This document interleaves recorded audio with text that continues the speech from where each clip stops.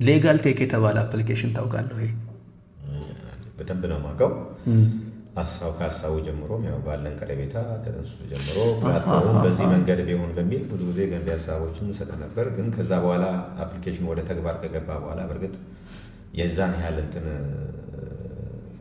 ባልገፋበትም ምንም እንትን የሚል አይደለም። በተለይ በዚህ ጠበቃው ምናምን ብቻ ተብሎ የሚታይ እንዳለ በፍትህ ስርዓት ውስጥ ተዋናይ የሆነ ሰው ወደፊት አሁን ያቀረብከውን የዘረዘርካቸውን ጥቅሞች ብቻ ሳይሆን ነገር እየሰፋ እያደገ ሊሄድ የሚችል አፕሊኬሽን እንደመሆኑ ብዙ ነገሮችን ያቀላል። ብዙ ሰው እንደምሰማው ቀጠሮ አጀንዳ ምናምን በሚል ነው እና እኔ እንደውም ከአጀንዳው ጉዳይ ይልቅ አጀንዳ ስትል ያው ከጠበቃ ጋር ብቻ የተገናኘ ይሆናል እና ከዛ ይልቅ ህጎችን በቀላሉ ማግኘት። አሁን ለምሳሌ አንድ ዳኛ ሆኖ የሚሰራ ሰው ብዙ ህግ ይጠቀስበታል፣ ከዚህኛውም ወገን ይጠቀሳል እና ያ የተጠቀሰውን ነገር በቀላሉ የሆነ ኮንኮድ ውስጥም ገብቶ ክሊክ አድርጎ ቁጥሯን ጠቅሶ ከቺ ቁጥር ተቀርበለታለች ያችኑ ወዲያው አንብበው ምንድን ነው የሚለውን ነገር ወደዚህ የሄደ መጽሐፍ ምናምን ከሚያነብ በደንብ ያቀልለታል። ነገር ምናልባትም አሁን ዘመኑ ዲጂታላይዜሽን እንደመሆኑ ወደ ኤአይ ምናምን ይሄዳል አይደለ? ሊተነበይልም የሚችል ነገሮች ሊመጡ ስለሚችሉ እንደ አንድ ፈርቀዳጅ በሀገራችን በጣም ፈርቀዳጅ በጣም በሰፊው የረሳሁትን ነገር ግን አስታወስከኝ። ሌጋል ቴክን ገና ከጥንስሱ ከሀሳቡ ጀምሬ አዋራችሁ ነበር። በጣም የሚገርም አይ የረሳሁት ነገር ስላስታወስከኝ ነው። ያን ጊዜ ምንም የተሰራ ነገር ስለሌለ ዝም ብዬ እጄን እየቀዘፍኩ ነበር ማወራችሁ። እንዲህ ስትጠይቀው እንዲመልስልሃል፣ እንዲህ አይነት አፕሊኬሽን ነው የምንሰራው እንዲህ ምናምን እያልኩ ዝም ብዬ አየር ላይ እየቀዘፍኩ አስረዳኋችሁ ነበረ። ከዛ በነገራችን ላይ እንዲያውም እዚህ ፖድካስት ላይ ብንገልጸው ራሱ ያው ታሪክ ስለሆነ እኔ በጣም ደስ ይለኛል። ከዛ መገናኘታችንን አቋረጥን፣ ታስታውሳላችሁ? ተሰወርኳችሁ እና ጠፋሁ። እንደውም ለዚህ ችግር እኛ በእርግጥ ሁለታችን እናወራለን እና የዛ የጥንስሱ ላይ እንደነበርንና እንደውም ጊዜ እኔ እንደውም እንዲህ ብታረገው እንዲህ ቢደረግ ወደፊት ደግሞ እንዲህ ብታገባ የሚል ሆነ ነገር ሲታዩኝና ሰጥህ ነበርና ከዛ በኋላ ግን ያው እንትን መጣና የዛን ያህል እኔ አስተዋጽኦ ያደረግነውና ነገር ባለመኖሩ በመሀል አንተ ስትጠፋ ምናልባትም የጠፋሁት ግን ለምን እንደሆነ ገብቷቸዋል። ከዓመት በላይ ተሰውሬያቸዋለሁ። ስራዎችን አንቆይ ነው ለዚህ ስራ ዲቮት ሆኜ ስራ እንደነበረ ነው ያናገኛ ሙያ የነበረን ለመጠየቅ ምን ለማለት አንዳንድ ስራዎች አንድ ሰው ሲጀምር ብትችል መደገፍ ካልቻልክ ደግሞ ለሱ መተው። አይ እንዴት ሆነልህ ብላችሁ አልጠየቃችሁም? አቋራረግንም እና ያን ባለማድረጋችን እንደ ንስሐ ነገር ትገባለህ። አዎ ያን ባለማድረጋችን እንግዲህ ያ ባይ ዘ ዌይ በጣም ብዙ ጓደኞቼ ቢያውቁት ደስ ይለኛል። ሌጋል ቴክ በጣም ወንደርፉል የሆነ አፕሊኬሽን ኢትዮጵያ ውስጥ የመጀመሪያ ፓዮኒር የሆነ አፕሊኬሽን መጥቷል። በነገራችን ላይ ከዚህ ከካሜራ ኦፍ ስናወራ ነበረ። ከ15 ቀን ከ20 ቀን በኋላ ሁለተኛው ቨርዥን ይለቀቃል። በጣም የተሻሻለ ማለት ነው። እሱ በጣም ከፍተኛ አገልግሎት ይሰጣል። አሁን በመላው ኢትዮጵያ እኔ ሰምቻቸው የማላውቃቸው የወረዳ ስሞች ሁሉ ይደወላል። ሌጋል ቴክን የሚጠቀሙ ሰዎች ሲቸገሩ አንዳንድ ቴክኒካል የሆነ አሲስታንስ ፈልገው ማለት ነው። እና የቅርብ ጓደኞች ስለሆን ብዙ ጊዜ አንድ አይነት ውሎ ነበር የምንውለው። ይሄንን ፕሮጀክት ልክ ስንጀምር ራሴን በቃ ሰወርኩ። ያኔ ቤት ብዬ ነበር ማድረው ምናምን። አክቹዋሊ እኔ ብቻዬን ሰራሁት እያልኩ አይደለም። በቲም የተሰራ ነው፣ በካምፓኒ የተሰራ ነው፣ ይታወቃል። ዴዲኬትድ የሆነ ሶፍትዌር ዴቨሎፕመንት ቲም አለው። ፕሮጀክት ማናጀር አለው፣ ሌሎች ዴቨሎፐሮች አሉ፣ የህግ ባለሙያዎች ሁሉ አሉበት ባይዘው የሚሳተፉ እና የሆነ ጊዜ ላይ በቃ መደዋወል ኮምፕሊት ያቁመን ነበረ። መኪናዬን ሁሉ ሽጬ ተመልሼ እግረኛ የሆንኩትም በዚህ ፕሮጀክት ምክንያት ነው። ለምሳሌ ከሰበሩ ጋር በተያያዘ ያለውን ነገር አይተዋል አይደል? ኃይሌ ኢሳያስ እመጣለሁ ባይዘው አንድ ጊዜ ልጨርስ ብዬ ነው። ከሰበር ጋር በተያያዘ እኔ እስኪ በቁጥር የሆነ መግለጽ የምችለው ነገር ሁሉ አለ። ብዙ ጊዜ እንዴት አየኸው ሰበርን በተመለከተ? ይሄ በጣም ለማነጻጸርም ማለትም ሰበር ታተመ ማለት ራሱ የሚቻል አይደለም። ለምን የቁጥሩ ልዩነቱን እንዳነሳው እንግዲህ አሁን እንኳን ባለው እጃችሁ ላይ እንዳለው እንግዲህ ደግሞ ከኦፍላይን ወደ ውጪ የሆነ ነገር ግን ከዚህ በፊት ፕሮግራም ስከታተል ወደ 16000 ገደማ ውሳኔዎች ያልታተሙ ውሳኔዎች እንዳሉ ነው የምትነግረው እና የታተመው ደግሞ አይ ቲንክ 2400 ምናምን አካባቢ ነውና ይሄ በዚህ መካከል ያለ በጣም ግዙፍ የሆነ ልዩነት ነው ያለው እና ምናልባት እነዛን ውሳኔዎች እኮ ለብዙ ክርክሮች ጠበቆች ቢያታቅሷቸው ማን ነው ፐርስዌድ በማድረግ ዳኛ ምናምን ብዙ ነገሮችን ልንጠቀምባቸው የምንችላቸው ጉዳዮች ሆኖ ሳለ እንዴት ብዙዎቹ እንዴት እያለፉን እንዳለ ነው።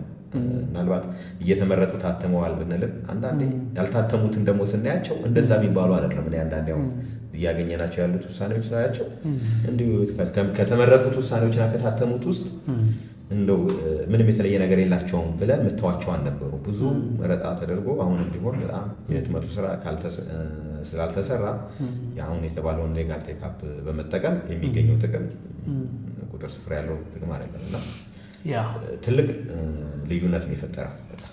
አንድ በፐርስፔክቲቭ እንዲሁ ብናየው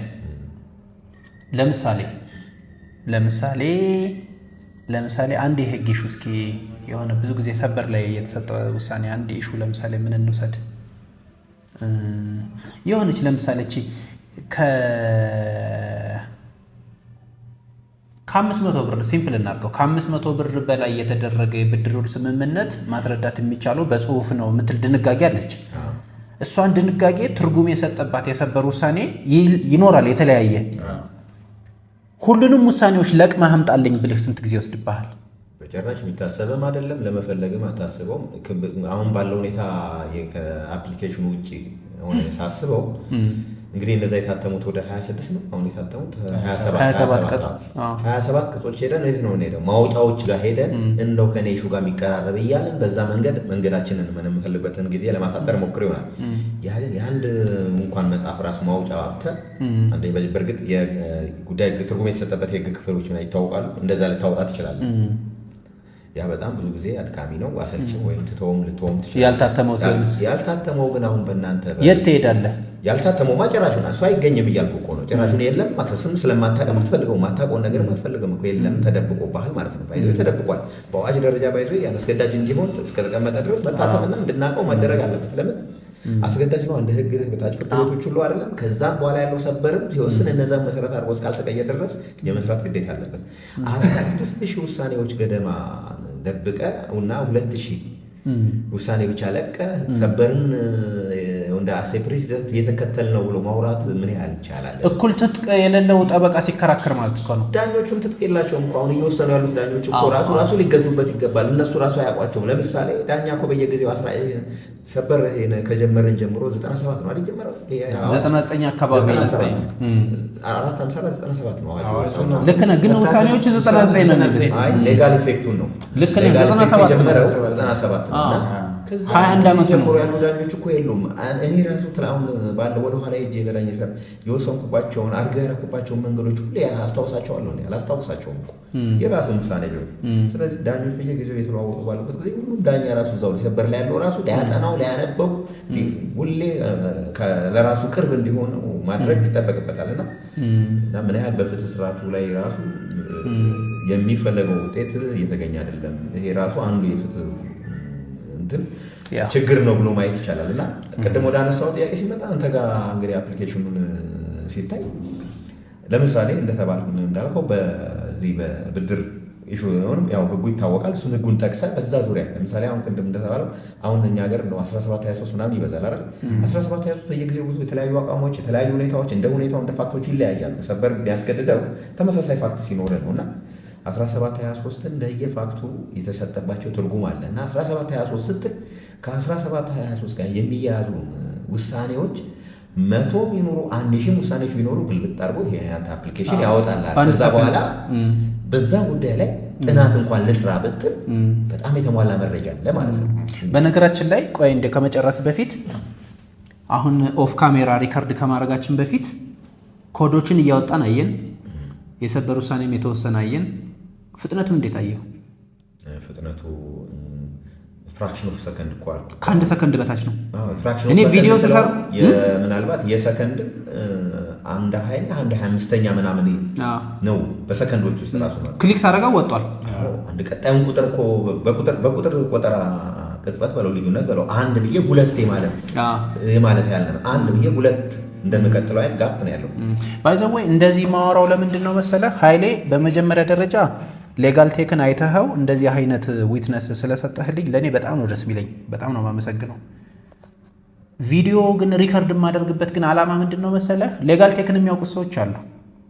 ለምሳሌ ከትናንት ወዲያ ነው ትናንት ጠበቃ አያሌው ቢታኔ ጋር ዲስከስ አደርግ ነበረ። እኔ አልጠየቅኩትም፣ ስለ ሌጋል ቴክ አልጠየቅኩትም። ባይዘወይ ሌላ ወሬ እያወራን እያለ እሱ ስለ ሌጋል ቴክ ግን በድንገት ነው ሀሳብ የሰጠው። የሚያውቁት ሰዎች በእሱ ልክ ያውቁታል። ሙዕዝንም አይታችሁት ከሆነ የኔ ክላስሜት የነበረ ነው ሎ ስኩል፣ እሱም የሚሰማውን ነገር ተናግሯል። ግን ይሄንን ቪዲዮ ሪከርድ የማደርገው ለማን ነው መሰለህ? ሌጋል ቴክን የማያውቁት አሉ፣ ጭራሽ አይተውት የማያውቋሉ። የማየት እድል እንዲኖራቸው እስኪ ቼክ እናድርገው ምንድነው የሌጋል ቴክ የሚለውን ነገር እኔው ብለው እንዲያዩት ለነሱ እድል ለመስጠት ነው።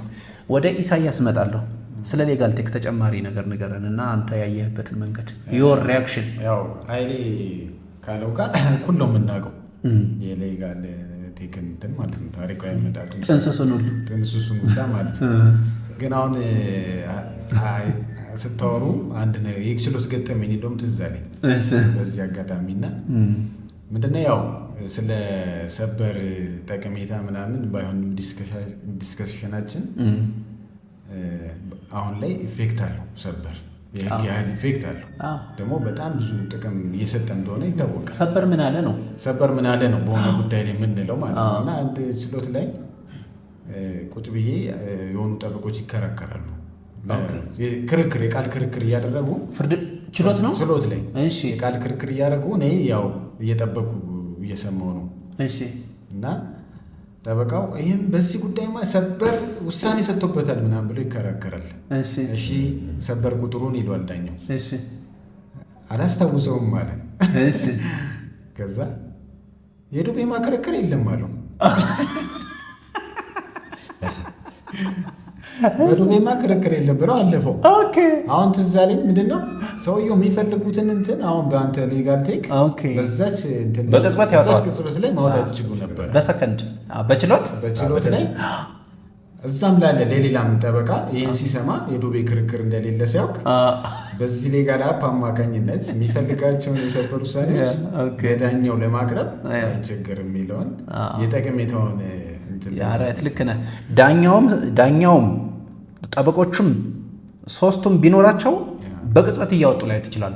ከሰከንድ በታች ስለሆነ ማለት ነው፣ ፍጥነቱ ያን ያክል ስለሆነ። ኢቭን ኮዱ ለምሳሌ አሁን የወንጀል ህጉ ነው፣ ይሄ የወንጀል ህጉ ነው። የፍትሐ ብሔር ህጉ ደግሞ ከዚህ ይበልጣል እና ሌሎች ሌጂስሌሽኖች አሉ። አሁን ከዚህ እስኪ ለምሳሌ ደረቅ ቼክ አሁን 692 ነው አይደለ? 692ን አሁን ለማየት የሆነ ገልጬ 692 አሁን 6 ቤት ገብቻለሁ። ገና 92ን ደግሞ ፈልጋለሁ። ሌጋል ቴክን ከፍቼዋለሁ እስካሁን ድረስ አይደለ እንዴ? ያ ይሄን ያክል ፍጥነት አለው። ኒው ቨርዥኑ ደግሞ በተለይ አዲሱ ቨርዥን በጣም ተሻሽሎ ነው የመጣ። እንትኑስ ራሱ ጠበቆች ኦርጋናይዝድ የተደረጉበት መንገድ ለምሳሌ አሁን ለወደፊት ምንድነው ሐሳቡ መሰለህ? ወደ 7000 የሚሆኑ ጠበቆች ፕሮፋይላቸው በደንብ ኦርጋናይዝድ ነው ሌጋል ቴክ ላይ ይገባል። ስለዚህ ፐብሊኩ ደግሞ እየገባ ይመርጣል። ይሄ ጠበቃ ልደውልለት ይላል፣ እዛው ላይ ደውሎ ሊያገኘው ይችላል፣ ቴክስት ሊያደርግለት ይችላል፣ ኢሜል ሊያደርግለት ይችላል። ሁሉ ነገሩ መልኩን ሁሉ ነው የሚያው። በነገራችን ላይ ሌጋል ቴክ ሁለታችሁም አላችሁ ከነ ፕሮፋይል ፒክቸራችሁ ማለት ነው። ያ ፈቅድልኝ እንደውም እሱ ላይ ባወራበት አሁን የጠበቆች ፕሮፋይል ማለት ኦልሞስት አሁን በእናንተ በኩል እየተሰራ ያለው በእናንተ ልጅ ኦልሞስት በሌላ መንግስታዊ አካል ወይም አይነት ሊሰራ የሚችል ነው። አሁን የጠበቆች ዳይሬክቶሬት ብንሄድ አሁን ያለውን የጠበቃውን ሁሉ ፕሮፋይል በዚህ በዘመነ መንገድ አደራጅቶ ይገኛሉ። ለማሳደስ ምንም ስንሄድ ብዙ ጊዜ ወረቀት ምናምን ግልበጣው ስና የሆነ አሁንም ማህደር ውስጥ ምናምን ያለው እና አሁን የጠበቆች ፋይል አያያዝ አሁን አንተ ጋር ያለው ግን ሲታይ ኦልሞስት አንድ የሆነ እንደ አንድ ዳታ ሴንተር ኢትዮጵያ ጠበቆች እንደ አንድ ዳታ ሴንተር ራሳቸው ተፈልገው የሚገኙበት ሆኗል። አንድ የሆነ ሰው ቢመጣ ይፈልግ ይሄ ሰው ጠበቃ ነው ወይስ አይደለም ራሱ ብሎ ወይም ለማለት እንኳን ወይም ምን ይመስላል ፕሮፋይሉ ብሎ ለመገምገም ከካድራስ ካድሬሱ ስልክ ቁጥሩ በቀላሉ አንድ ጉዳይ እንኳን አጭሪቀው ማማከር በደንብ የሚጠቅም ነውና ይሄ አሁን እንግዲህ ሌጋል ቴክ የህግ ባለሙያዎች ብቻ ሳይሆን ወደፊት በቀጣይ በማህበረሰቡ ዘንድ ሁሉ በቃ አንድ ዝም ብሎ የሚለመድ ነው የሚሆነው። ለምሳሌ በእኛ ሀገር ሁኔታ ራይድ ምናምን የተጀመረበት ቅጽበትና አሁን እንደዚህ አይነት አፕሊኬሽኖች ምን ያህል የየዕለት ስራዎችን አካል ሆነዋል እና ይህም ከነዛ አይነት አፖች አንዱ ነው የሚሆነው። በቃ በሌጋል ዘርፍ እና ማህበረሰቡ ጠበቃው ብቻ ሳይሆን ማህበረሰቡም ራሱ የሚፈልገው ሌጋል ቴክን ታውቀዋለህ አታውቀውም ብሎ ወደፊት የሚጠቀምበት ነጋዴውም የሚጠቀምበት ደግሞ እኮ የሚገርምህ ኃይሌ ዛሬ የሕዝብ ተወካዮች ምክር ቤት 1400 አዋጅ አውጥቷል። ያውም ከ87 ወዲህ ያለችዋን ነው የምልህ፣ ኮዱን አይጨምርም። እንደገና ደግሞ እንደና 4767 አይነት ደግሞ አለ። ከዛ በፊት ደግሞ የወጡ አዋጆች አሉ። ይሄ 1400 አዋጅ ነገ 2000 3000 ይሆናል። የሰበር ውሳኔው ደግሞ 18000 20000 30000 50 100000 ይገባል። ነገ እኮ ውሳኔዎች በወረቀት እንዴት አድርገህ ማኔጅ ታደርገዋለህ? ያን ጊዜ በጣም አስቸጋሪ እኮ ነው የሚሆነው። ይሄኛው ግን በጣም ኤፊሺየንሲ ይጨምራል። ያ ከዚህ አንጻር ለሰጣችሁት ነገር በጣም ነው የማመሰግነው። የመጨረሻ አንድ ጥያቄ ብቻ ይቀረኛል። ኃይሌ የችሎት ገጠመኝ ያስፈልጋል። ሁለተኛ